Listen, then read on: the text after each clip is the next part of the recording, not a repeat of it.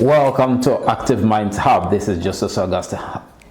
So today I would like to talk to you about something we call cognitive offloading, or yes, at some extent I want to link it with what we call confidentiality or privacy, someone's privacy. In psychology, yes, we do listen to people's problems, or people, they do come and confide in us.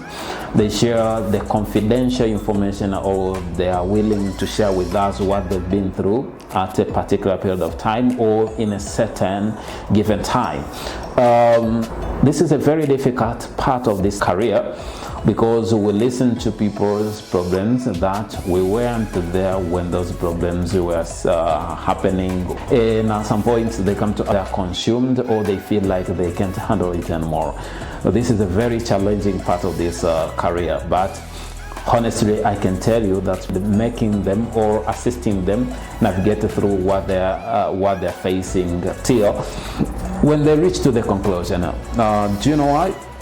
Because we are called for this, and we are called to live with one another. When we are living with one another, it's a time to be helpful. Like for us, people come to us when they have psychological problems, but we also go to other people when we have problems. Like we can go to lawyers when we need legal support, we can go to accountants when we have financial help, we can go to mechanics or engineering whenever we need the technical part of certain careers. So it's a good thing that seeing how we humans can depend on one another. But guess what happens when people offloads or says whatever they're going through to the wrong person, or to the person that cannot help them navigate through towards the end or towards the solution? When this is what happens when you tell someone your problems, and that person is not an expert or is not specializing to that area, your problems becomes someone's problem. So the person wears the problems or takes the problem and tries to fit into your situation, and guess what? Because it's not their situation, it hurts them in a very severe way.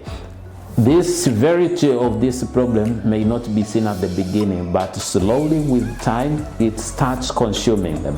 And whenever we are in pain or we are in trouble, we always look for the way out of those troubles. And guess what do people do? They end up sharing our problems with their friends. They end up posting the stories about our problems through their social networks. They end up using our problems as the examples in their daily conversations. This is completely out of practice, out of professional conduct. So whoever is using someone's story to validate or to discuss another person's situation, this is unethical.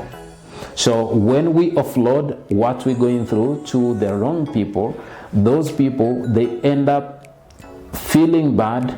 They want someone to comfort them. They can't come back to you because you are the cause of that problem. And since they can't come back to you, they will still find a way. They may go talk about it with their friends, with their partners, or they can do whatever they're doing, as long as it involves offloading, taking things out of their mind or looking for the comfort.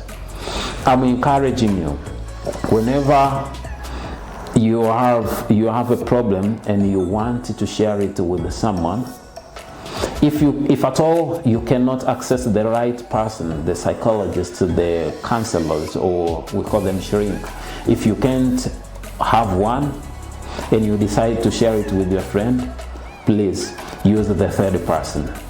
Like, you can speak about your problems, but act as if you are talking about someone's problem. Like, I can talk to you like, there is this one friend of mine who is going through 1, 2, 3, what will you do? So even if it's my problem, you will not associate it with me, and in the future it's very difficult for you to mention my name. You will say, I've heard about someone who has been into 1, 2, 3.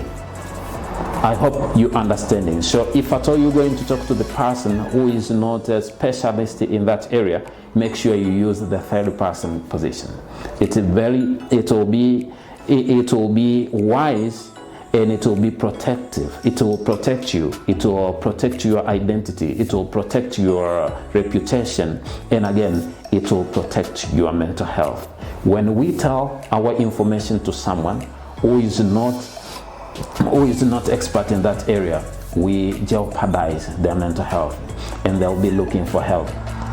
That kind of help they're looking for, it could be something else by retelling your story. And when they retell your story, they may add some information, or they may remove some important information, or they may change it to make it sound better depending with who they're talking to. So please, cognitive offloading is when we take out what is disturbing in our mind, but make sure you offload to the person who will protect your confidentiality, who will protect your privacy, to the person who is specialized. This is Justus from Active Minds Hub.